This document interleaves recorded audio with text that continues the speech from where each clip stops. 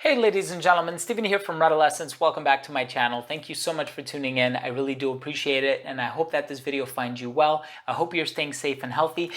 Today, I'm really happy, but I'm also upset because I'm going to be talking about 5 fragrances that are currently discontinued that I wish these companies would bring back. So make sure to stay tuned.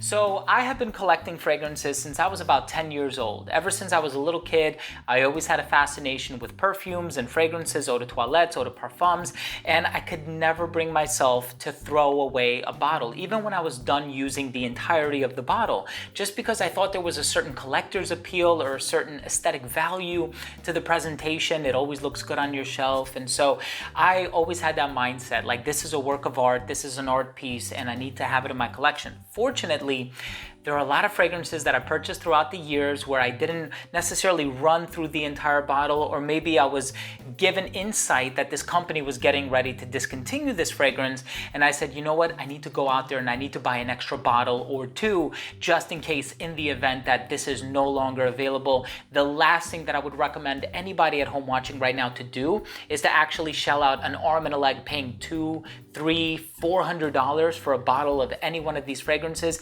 Yes, some of these bottles have been discontinued for quite some time now, but the very last thing that I would tell you to do is to spend an exorbitant amount of money going out there and purchasing something that at one point used to retail for like 30 bucks. And there's actually a fragrance in this list that used to retail for 30 bucks. So I'm very excited to tell you a little bit more about these fragrances, let you know what they are, what I think about them, maybe when I acquired them, if there are any alternatives currently on the market. But let's go ahead and get started with the first one. Now, the first one I remember purchasing just because it looked cool. And at the time, I owned several fragrances by the company Giorgio Armani. Obviously, I think everybody out there at one point has owned a bottle of Acqua di Gio. It's a classic nowadays, right? Mid-90s release by Alberto Morillas.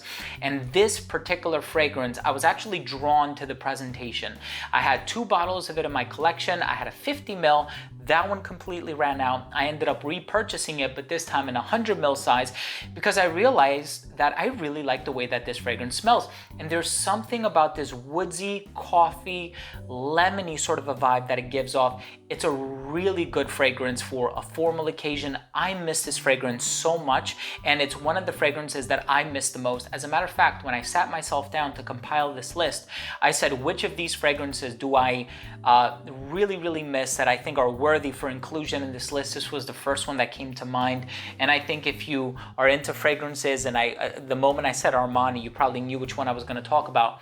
This one is called Armani Attitude, and this fragrance looks like a Zippo lighter. So it has this cap. It's a pretty cool presentation. I think Carolina Herrera probably copied them with CH for Men Privé or whatever. But this is a gorgeous smell, very sort of smooth and refined. It's the perfect fragrance to wear for a formal occasion. And this is one that I eventually down the line ended up figuring out was composed by Annick Menardo. And Annick Menardo is one of my favorite perfumers. She has done Eau Masculin by Lolita Lempica. She has done Bois d'Argent by Christian Dior. Just a lot of fragrances that I am head over heels in love with. So the good thing about this particular fragrance is that there is an alternative on the market, and this one by the company Dua Fragrances is called #Attitude. I actually think this is a pretty cool bottle, this colorful tiger here on the front, very sort of Joe Exotic inspired, but I was a little apprehensive about it because when I got this in the mail, and I actually purchased this one was not given to me by the company. I went on their website and I bought 2 fragrances, this one, and then there's one called The Unbreakable Vow, and I ended up purchasing this one, and I remember smelling this one for the first time, and I was like, fingers crossed, hoping that this one actually smelled like Giorgio Armani's Attitude, and it does 100%. And so a part of me feels so relieved that there is a fragrance out there that smells similar to Armani's Attitude, and it's just as strong as Armani's Attitude. It is concentrated at 33%. And so if you want to take a trip down memory lane, if you're really itching for that nostalgia, I would definitely recommend that you check out #Attitude by Dua Fragrances. It's an incredible version of Giorgio Armani's Attitude, and I would say the similar similarities are like 99%. As a matter of fact, when I smelled this fragrance for the first time, it conjured up the same memories, right? Being in high school, walking into my classroom, or perhaps I was early college as well. I remember just walking into my college classroom, and it's an incredible fragrance. Please take my word for it. The next fragrance that I'm really disappointed that they've discontinued is one where it kind of makes sense when you learn about why they discontinued this fragrance. So this company had a contract with the Andy Warhol Foundation for the Visual Arts. And so when this contract expired, they were no longer allowed to use his name or his likeness. Thus, this fragrance had to be discontinued because unlike the other ones where you can sort of take away the Andy Warhol name, this one is called Andy Warhol. And it also has a picture of his face on the bottle, and unless they were looking to completely change the presentation and totally revamp it, I think they were ultimately going to be left with a different fragrance. But this one has plum and oud. It's this gorgeous, sweet, fruity plum note, a little candied in its appeal as well. And you have this really smooth agarwood note in the base. And this is such an amazing night out sort of a fragrance because it has a sweetness in there, but it's in there in this sort of very unconventional way. And as opposed to a lot of sweet fragrances that almost have like this bubblegum nuance about them, this one has the agarwood, which sort of sophisticates it, and it makes it a little bit more mature and a little bit more dressed up. And it really is a crime that this fragrance is no longer available. If it were up to me, I would purchase this fragrance right before it got discontinued, and I would hang on to a bottle and I would spray it very sparingly because I have not encountered anything that smells like this fragrance from another niche fragrance to this date. And so I personally love this fragrance. And if you haven't had a chance to get your nose on it, if for some reason you're finding somebody who is decanting it or whatever, please take advantage of that opportunity. Get your nose on it. I think it's an incredible fragrance. The third fragrance is one that I was talking about on my channel quite some years ago, and I remember at the time when it first came out, I was quite surprised because this company is not necessarily known for putting out very complex fragrances that push the envelope, that do things in a daring way. As a matter of fact, they're very sort of bland and generic, if I can be honest with you. And this fragrance by Bath & Body Works is called Mahogany Woods.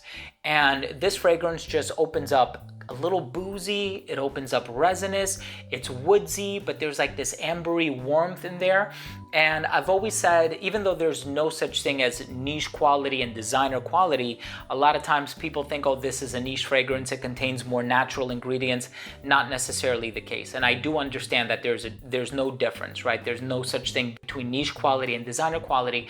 But I think a lot of times when people say that something is niche quality, they're usually referring to how daring the composition is, the notes that they're utilizing, and the overall olfactory feel of the fragrance, that it's not this typical fresh, citrusy, aquatic, ozonic, salty, marine, sport sort of a fragrance, you know? And this one actually did things differently.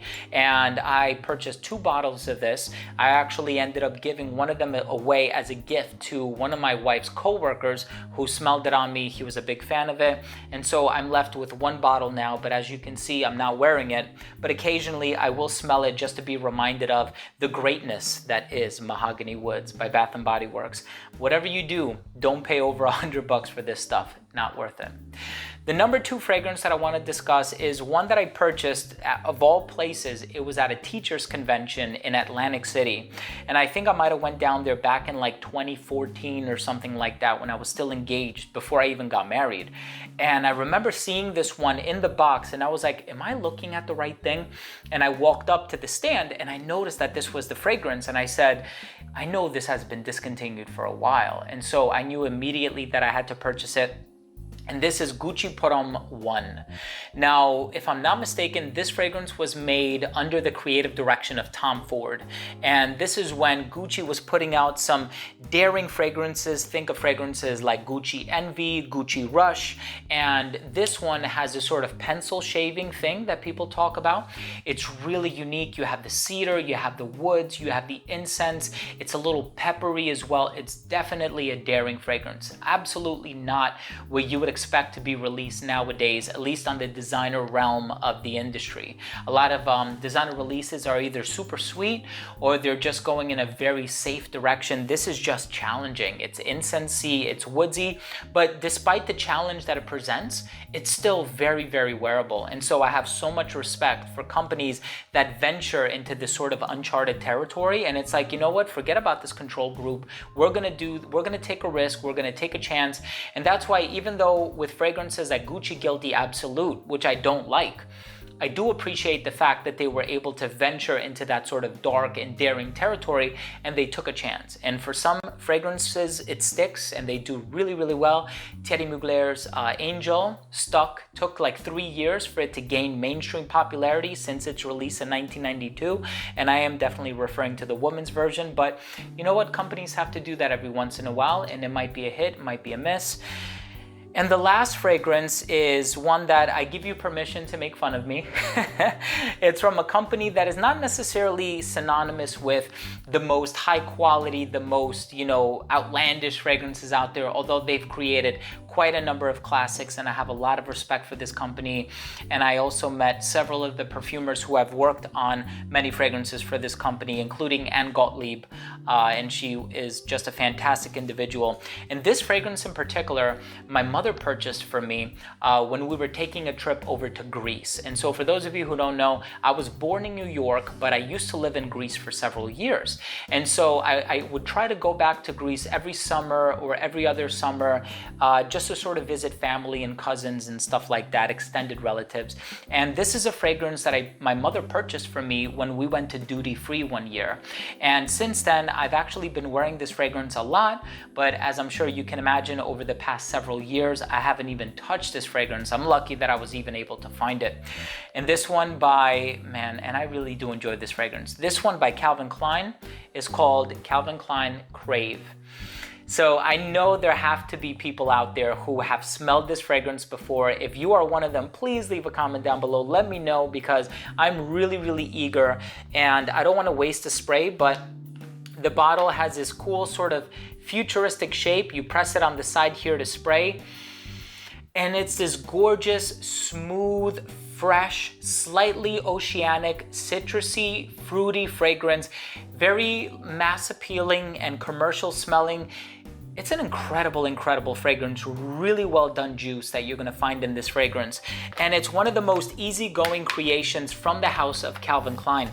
It amazes me because Calvin Klein has a really good reputation for releasing fragrances like CK1, CKB, CK Eternity, and all of those fragrances have done really, really well throughout the years. And if they hadn't done well, then they wouldn't have released so many flankers. But this one fragrance in particular, I think, was several years ahead of its time. And it sort of created this, it didn't create the genre, but it contributed to this genre that is still doing so well today. And as a matter of fact, there is a niche fragrance out there that I do think smells quite similar to this one.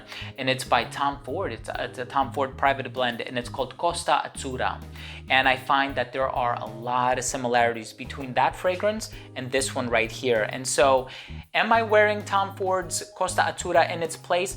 Occasionally, I have a decant of it. I don't have a bottle of it, but I am really savoring the small amount that I have left in this bottle. And again, whenever I want to take a trip down memory lane for nostalgic reasons, I spray this on, or I'll spray it on a test trip and I'll just hold it under my nose for however long I want to. But it's an amazing fragrance from the house of Calvin Klein. Really impressed that they managed to put out something like this. And again, for none of these fragrances would I recommend that you go out there and you spend over $100 for. It's just not worth it. It's not worth your hard-earned money. But these are just fragrances that, I don't really speak that much about on my channel, because if for some reason somebody ends up finding them to be appealing, or maybe my description of the fragrance really resonates with you, I know there's no way that you can acquire any of them, probably with the exception of Attitude. So I try not to talk about them as much on my channel. But if you like this topic and you want me to do a part 2, or maybe like a niche edition completely, or a designer edition completely, or a top 10 even, please let me know, and it's definitely an idea that I would entertain for a future video. So there you have it, ladies and gentlemen. Thank you so much for tuning in. I really do appreciate it. These have been 5 fragrances that are discontinued that I really wish these companies would bring back. Also, let me know, what fragrance do you miss that's been discontinued? There are a bunch more that I have in my collection that I could have included in this list, but I didn't want to, throw everything out in this list. Maybe I'll do a part 2, but definitely let me know, what fragrances do you miss that are discontinued? Leave a comment down below. Also, feel free to talk about some reformulated fragrances. What fragrances that have been reformulated do you also miss the strength and the lasting power and the complexity of the original versus the modern day, I guess you can say, watered down version? Also, if you are new to this channel and you took something of value from this video, please do consider subscribing to this channel.